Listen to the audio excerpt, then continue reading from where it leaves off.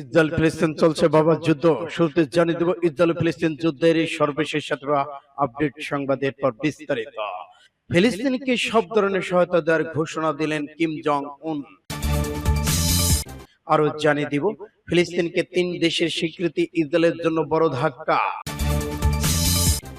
এবার ইরাকে ইসরায়েলি গোয়েন্দা সদর দপ্তরে ইরানের ভয়াবহ মিসাইল হামলা। ইরানকে সাহায্যের জন্য রাশিয়া সবকিছু করতে প্রস্তুত জানালো রাশিয়ার প্রেসিডেন্ট। আরো জানিয়ে দিব তুরস্কের ড্রোন যেভাবে রাইসির হেলিকপ্টার ধ্বংসাবশেষ খুঁজে পেল। গ্রেপ্তারি পরোয়ানা জারি হলে নেতানিয়াহুকে গ্রেপ্তার করবে নরওয়ে। এবং সর্বশেষে জানিয়ে দেব রাতেই হাজার হাজার ইসরায়েলি সেনাকে প্যাকেট করে পাঠালো হামাস যোদ্ধারা। এতক্ষণ শুনছিলেন সংবাদ শিরোনাম, এখন বিস্তারিত। তবে অনুরোধ থাকবে এই ভিডিওটিতে একটি লাইক দিন এবং কমেন্টস করে জানিয়ে দিন আপনি কোন জেলা থেকে বা কোথা থেকে আমাদের সাথে যুক্ত রয়েছেন। এবং ইসরায়েল ফিলিস্তিন যুদ্ধের সর্বশেষ গুরুত্বপূর্ণ আপডেট সংবাদ হাতে পেতে চ্যানেলটি সাবস্ক্রাইব করে আমাদের সঙ্গে থাকুন। ধন্যবাদ। এবার যুদ্ধে ফিলিস্তিনকে সব ধরনের সহায়তা দেওয়ার ঘোষণা দিলেন কিম। যুদ্ধে ফিলিস্তিনকে সব ধরনের সহায়তা দেওয়ার ঘোষণা দিয়েছে উত্তর কোরিয়ার নেতা কিম জং উন। বুধবার দক্ষিণ কোরিয়ার গোয়েন্দা সংস্থার বিরুদ্ধে এক প্রতিবেদনে এমন তথ্য জানিয়েছে মার্কিন সংবাদ মাধ্যম ওয়াল স্ট্রিট জার্নাল। প্রতিবেদনে বলা হয়েছে উত্তর কোরিয়ার নেতা কিম জং উন কর্মকর্তাদের ইসরায়েল হামাস সংঘাতের মধ্যে ফিলিস্তিন সমর্থন করার নির্দেশ দিয়েছেন এবং তিনি হামাস ও ফিলিস্তিনের স্বাধীনতাকামী গোষ্ঠীগুলোর কাছে অস্ত্র বিক্রির বিষয়ে আলোচনা করতে পারেন। পারমাণবিক কর্মসূচির কারণে জাতিসংঘ নিষেধাজ্ঞার সম্মুখীন হয়েছে উত্তর কোরিয়া। দক্ষিণ কোরিয়া গোয়েন্দা সংস্থাটি আইন প্রণেতাদের কাছে জানিয়েছে অতীতে হামাসের কাছে অ্যান্টি-ট্যাঙ্ক রকেট লঞ্চার বিক্রি করছে উত্তর কোরিয়া। গাজা যুদ্ধের মধ্যে উত্তর কোরিয়া আর অস্ত্র রপ্তানি করার চেষ্টা করছে বলে আশঙ্কা করা হচ্ছে। দক্ষিণ কোরিয়ার ন্যাশনাল ইন্টেলিজেন্স এজেন্সির পরিচালক কিউ আইন প্রণেতাদের বলেছেন কিম জং উন যুদ্ধ থেকে লাভবান হওয়ার জন্য ফিলিস্তিনিদের প্রতি পূর্ণ সমর্থনের আহ্বান জানিয়েছে। কোরিয়া হেরাল্ড জানিয়েছে হামাসের পোস্ট করা ছবি এবং ভিডিও থেকে প্রমাণ সংগ্রহ করে তার পর্যালোচনা করেছে। দক্ষিণ কোরিয়া সংস্থাটি দাবি করেছে 7 অক্টোবর ইসরায়েল অভূতপূর্ব আক্রমণ চালানোর সময় হামাস যোদ্ধারা উত্তর কোরিয়ার অস্ত্র ব্যবহার করেছে। তবে হামাস উত্তর কোরিয়ার অস্ত্র ব্যবহার করেছে গত সপ্তাহে এমন দাবি নাকচ করে দিয়েছে। গতবার উত্তর কোরিয়ার পররাষ্ট্র মন্ত্রণালয় গাজা উত্তরাঞ্চল আল আহদি আল আরবি হাসপাতাল বোমা হামলায় জন্য ইসরায়েলকে অভিযুক্ত করে বলেছিল তারা মার্কিন যুক্তরাষ্ট্রের পৃষ্ঠপোষকতায় যুদ্ধ করেছে। সূত্র পাস টুডে। ফিলিস্তিনকে 3 দেশের স্বীকৃতি ইসরায়েলের জন্য বড় ধাক্কা। এবার ফিলিস্তিনকে স্বাধীন দেশের স্বীকৃতি দেওয়ার ঘোষণা দিয়েছে ইউরোপের 3টি দেশ, স্পেন, নরওয়ে এবং আয়ারল্যান্ড। আগামী 28 মে তাদের এই সিদ্ধান্ত কার্যকর হবে। বুধবার নরওয়ের প্রধানমন্ত্রী জোনাস সুগার, স্পেনের প্রধানমন্ত্রী পেদ্রো সানচেজ এবং আয়ারল্যান্ডের প্রধানমন্ত্রী সিমোনা হেরিজ ফিলিস্তিনকে স্বাধীন দেশের স্বীকৃতি দেওয়ার ঘোষণা দিয়েছেন। এই বিষয়টি ইসরায়েলের জন্য বড় ধাক্কা হিসেবে দেখা হচ্ছে। এ নিয়ে তীব্র প্রতিক্রিয়া দেখিয়েছেন দখলদার ইসরায়েল। তার 3 দেশের রাষ্ট্রদূতকে তাৎক্ষণিকভাবে তলব করেছেন।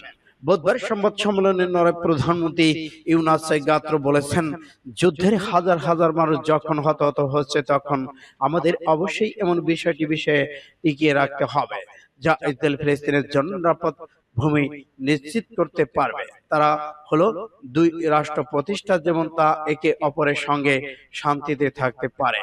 অন্যদিকে বুধবার এক সংবাদ সম্মেলনে আয়ারল্যান্ডের প্রধানমন্ত্রী সাইমন হ্যারিস বলেছেন, আজ আয়ারল্যান্ড ও নরওয়ে স্পেন ঘোষণা করবে আমরা ফিলিস্তিন রাষ্ট্র স্বীকৃতি দিচ্ছে। আজকের ঘোষণা আগ পর্যন্ত আমি অন্য দেশ কয়েকজন নেতা এবং প্রধানমন্ত্রীর সঙ্গে কথা বলেছি। আগামী কয়েক সপ্তাহের মধ্যে এই গুরুত্বপূর্ণ পদক্ষেপ নিয়ে আরো কয়েকটি দেশ আমাদের সঙ্গে যোগ দেবে বলে তিনি বিশ্বাস করেন। সূত্র পাস টুডে। ইসরায়েলের গোয়েন্দা সদর দপ্তরে ইরানের মিসাইল হামলা। ইরাকের কুর্দিস্তানে কর্মকর্তারা বলেছেন রাতভর হামলায় অন্তত 4 জনের মৃত্যু হয়েছে। ইরাকের আধা স্বায়ত্তশাসিত কুর্দিস্তান অঞ্চলে ইসরায়েলি গোয়েন্দা সংস্থার মোসাদের সদর দপ্তর উড়িয়ে দিয়েছে ইরান।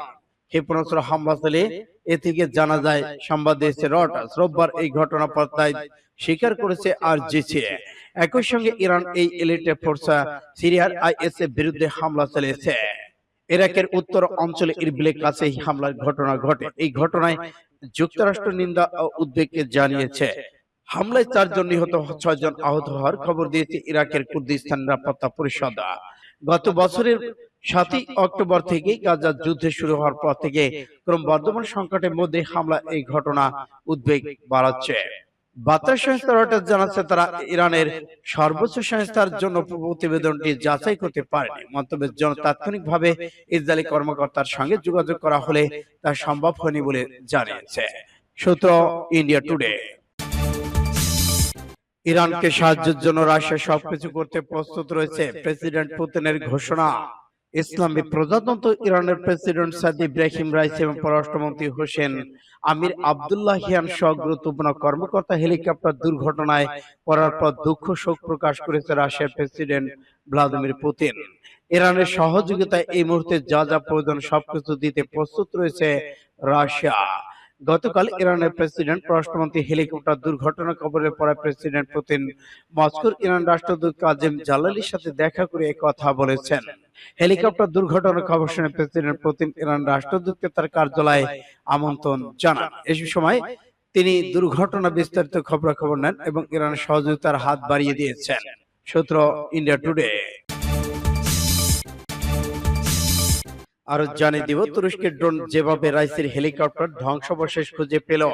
ইরাকের সাবেক প্রেসিডেন্ট ইব্রাহিম রাইসি হেলিকপ্টার রোববার হার্ড ল্যান্ডিং অর্থাৎ বিপজ্জনকভাবে অবতরণ করেছে এমন খবর পাওয়ার পর বেশ কয়েকটি অনুসন্ধানী উদ্ধারকারী দল দুর্ঘটনা কবলিত হেলিকপ্টারটির খোঁজে কয়েক ঘন্টা ধরে বন পাহাড়ি এলাকায় চিরুলি অভিযান চালায়।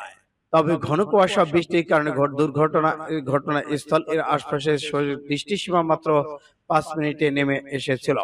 এমন অবস্থা উদ্ধারকারী দলগুলোকে ভীষণ অসুবিধায় পড়তে হয়। ইরানি কর্মকর্তারা তথ্য অনুযায়ী রাইসি রোববার আজারবাইজান ইরানের সীমান্তে একটি বাঁধ উদ্বোধন করে তার দেশের তাবরিজ শহরের দিকে ফিরছিলেন। এই সময় পূর্ব আজারবাইজান প্রদেশের জলফা অঞ্চলে এই দুর্ঘটনা ঘটে। সেই সময় ওই হেলিকপ্টার রাইসির সঙ্গে দেশটির পররাষ্ট্রমন্ত্রী সহ আরো 6 জন আরোহী ছিলেন। তুরস্কের প্রতিরক্ষা মন্ত্রণালয় জানাচ্ছে ইরানি কর্তৃপক্ষ তুরস্কের পররাষ্ট্র মন্ত্রণালয়কে অনুরোধ জানানো একটি আনিকাজি ইউএভি এবং ইন্টারনাইট ভিশন কুগার ড্রোন পাঠায়। রাইসি হেলিকপ্টার অনুসন্ধানে অংশ নেওয়ার জন্য ওই দুটি ড্রোন পাঠানো হয়েছে। এর অনুসন্ধানে সহায়তা 32 জন পর্বত আরোহী একটি দল এবং 6টি উদ্ধারকারী গাড়ি পাঠানো হয়েছে সূত্র পাস টুডে। গ্রেপ্তারি পরোয়ানা জারি হলে নেতানিয়াহুকে গ্রেপ্তার করবে নরওয়ে। ইউরোপের প্রথম দেশ হিসেবে নরওয়ে ঘোষণা করেছে আন্তর্জাতিক ফৌজদারি আদালত বা আইসিজে ইসরায়েলের প্রধানমন্ত্রী বেনিয়ামিন নেতানিয়াহু যুদ্ধাপরাধী এবং গ্যালান্টের বিরুদ্ধে গ্রেপ্তারি পরোয়ানা জারি করলে দেশটির ওই দুই ব্যক্তিকে গ্রেপ্তার করবে। নরওয়ে পররাষ্ট্রমন্ত্রী এসপেন বার্থোয়েট মঙ্গলবার আচল বলেছেন, হেগেন আদালত যদি গ্রেপ্তারি পরোয়ানা জারি করে তাহলে তারপর নেতানিয়াহু ও গ্যালান্ট নরওয়েতে প্রবেশ করলে তাদেরকে গ্রেপ্তার করা হবে।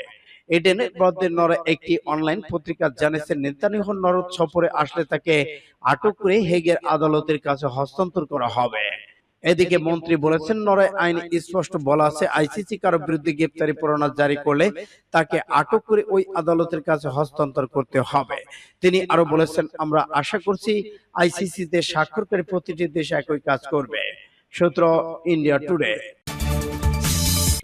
এবার ইসরায়েলি সেনাদেরকে প্যাকেট করে পাঠালো হামাসের যোদ্ধারা। শত শত ইসরায়েলি সেনাকে গুলি করে হত্যা করে প্যাকেট করে পাঠিয়েছে হামাস যোদ্ধারা। ফিলিস্তিনে অবরুদ্ধ গাজা উপত্যকায় টানা প্রায় 1 মাস ধরে হামলা চালিয়ে যাচ্ছে ইসরায়েল। এমনকি গাজার ভেতরে ঢুকে ভূখণ্ডটির প্রধান শহরকে ঘিরে ফেলার দাবি করেছে ইসরায়েলি বাহিনী। এমন পরিস্থিতিতে কঠোর হুঁশিয়ারি উচ্চারণ করেছে স্বাধীনতাকামী সশস্ত্র গোষ্ঠী হামাস এবং হামাসের তাণ্ডব আক্রমণে ইসরায়েলি সেনারা পালিয়ে গেছে এবং শত শত সেনা মাঠে পড়ে আছে। তাদেরকে প্যাকেট করে পাঠিয়েছে হুতি বিদ্রোহীরা। খবর রয়টার্সের। গাজা উপত্যকার উত্তরে অবস্থিত গাজা শহরটি বর্তমান ইসরায়েলের আক্রমণের কেন্দ্রবিন্দুতে পরিণত হয়েছে। ইসরায়েল সেখানে হামাসের কমান্ডো কাঠামোকে ধ্বংস করার অঙ্গীকার করেছে এবং বেসামরিক ফিলিস্তিনিদের ভূখণ্ডের দক্ষিণ অংশে পালিয়ে যেতে বলেছে। রয়টার্স বলেছে, গাজার প্রবল বিস্ফোরণের মধ্যে ইসরায়েল মুখরিত মুখপাত্র রিয়ার অ্যাডমিরাল ড্যানিয়েল হাঙ্গারি সাংবাদিককে বলেছেন, হামাসের প্রধান কেন্দ্রবিন্দু গাজা শহরকে ঘেরাও করে সম্পূর্ণ করেছে সৈন্যরা। তাদের বর্তমান যুদ্ধবিরতির কোনো চিন্তা ভাবনা নেই। এদিকে এই যোদ্ধাদের হামাস যোদ্ধারা একেবারে লাগাতার হামলা চালিয়ে উড়িয়ে দিয়েছে সূত্র ফাস্ট টুডে।